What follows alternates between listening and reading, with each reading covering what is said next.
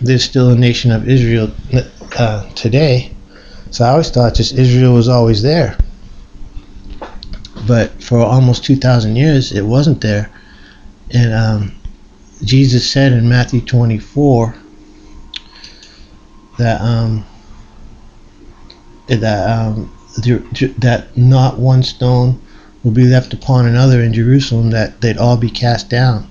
When his disciples were asking him about that,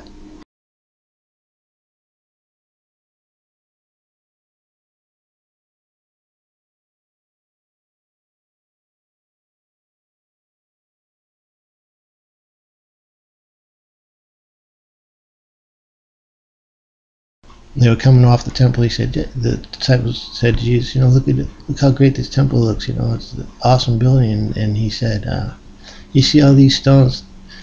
Not one of them's going to be left on top of another, and they're all going to be cast down. And the disciples said, well, when is that going to happen? When's the end of the age going to happen? And he went on to explain many prophetic things about the end of the world, the end of the age. In the year 70 A.D., the Roman Empire, I think it was Titus, the Roman emperor, came in, and 10th Legion, they brought down the entire temple, and they massacred like millions of the Jewish people that were there. So from the year 70 A.D. until 1948, the nation of Israel was not in that land. But God had prophesied many times throughout the Bible, if the Israelites were his people that were supposed to represent him. He had a covenant with them, and it was their job to represent him to the nations of the earth. But he said, if you would obey my commands and do what I tell you, you'll be blessed in this land. And you'll have a blessed life, and you'll represent me, and everything will be fine. Basically, paraphrase. And then, but if you turn from me and don't obey me, I'm going to scatter you out throughout the whole land, throughout the whole world, and people are going to hate you everywhere you go. But because of my covenant I made with you, I'm going to bring you back into the land in the last days. And that the last days before the end of the age, the end of this world. And so that has happened in 1948. They've been gone. That's exactly what happened. They said, he said, you're going to be scattered throughout the world. You're going to be hated. To this day, the Jews are hated. It's a supernatural hatred because Satan hates God, and so he hates God's people that God made a covenant with. They represent his name. They represent God. That's why they're hated so much. It says, Isaiah 66, verse 8, who hath heard of such a thing? Who hath seen such things? Shall the earth be made to bring forth in one day? Or shall a nation be born at once? For as soon as Zion travailed, she brought forth her children. And that's a prophecy about the nation of Israel being born in one day. And Zion is the ancient name for Israel. And it says, as soon as Zion travailed, she brought forth her children. The travail was the Holocaust that they went through under Hitler. And as soon as that happened, they were brought forth back into Israel. And in May 14th, 1948, in one day, just like the Bible said would happen, they became a nation again, against all odds. And then what happened was, while the Muslim nations surrounded them, they hate the Jews, and they started a war against them, and they attacked them, and they told all the Palestinians that were living in Israel, they said, just leave your homes, and we're going to come in and wipe out the Jews, and when we come back, you can have all the spoils, you can have all your land back and everything. And what happened was they came in to attack the Jews, but the Jews, God was with the nation of Israel and the Jewish people, and the Muslims had the Jewish people in Israel vastly outnumbered, but they lost the war, and then those Palestinians became refugees, and the Muslims didn't take care of them, and they started the whole thing where they blamed it on the Jews for kicking them out, but the Jews didn't kick them out. The Jews and Israel has always been has always treated its citizens good. It treats the Muslim citizens good right now, lets them have the Temple Mount and everything. But But it's a big lie that was started by Arafat and all the PLO. It's just a big mess. But that's exactly what the Bible predicted also. So let's look over here in Zechariah 12.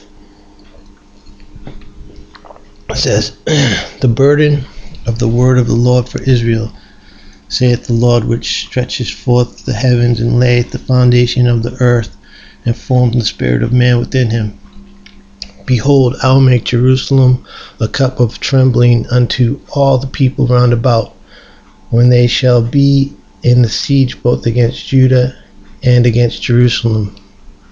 And in that day I will make Jerusalem a burdensome stone for all people. All that burden themselves with it shall be cut in pieces, though all the people of the earth be gathered against it." So it's saying here that the whole world is going to be in turmoil over Jerusalem. It's precisely what is happening today with all the terrorism and all the war and rumors of war in the Middle East. It's all about over Jerusalem. It's all about exactly what God said. They're going to come back in the land. The whole world's going to be in turmoil over them.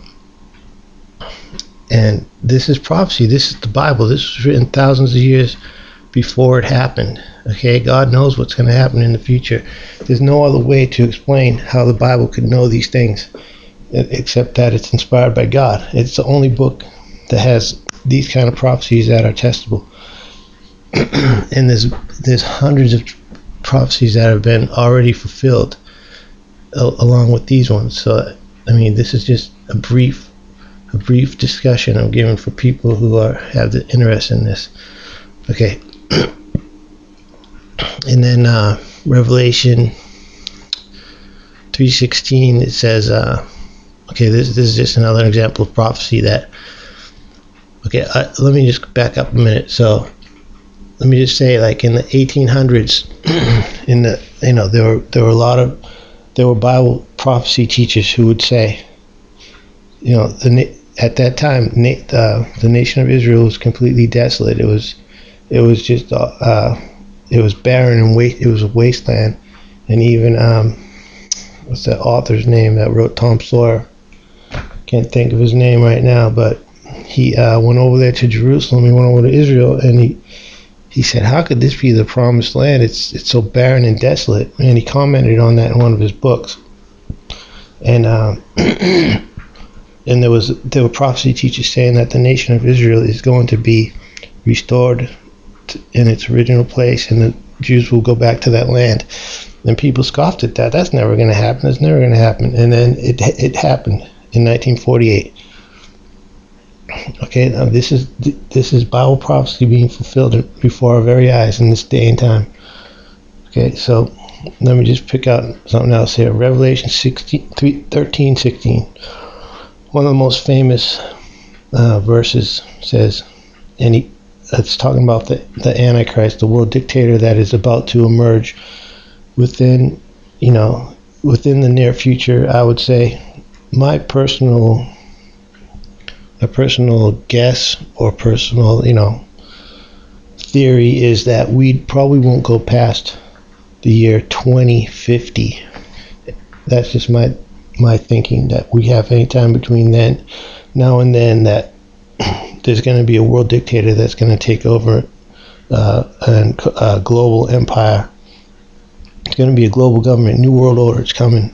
Okay, and when he comes to power, he says that, and he causes all, both small and great, rich and poor, free and bond, to receive a mark in the right hand or on their foreheads, and that no man might buy or sell save he that had the mark, or the name of the beast, or the number of his name. Here is wisdom. Let him that hath understanding count the number of the beast, for it is the number of a man, and his number is 666. Okay, that's where the famous 666 comes in.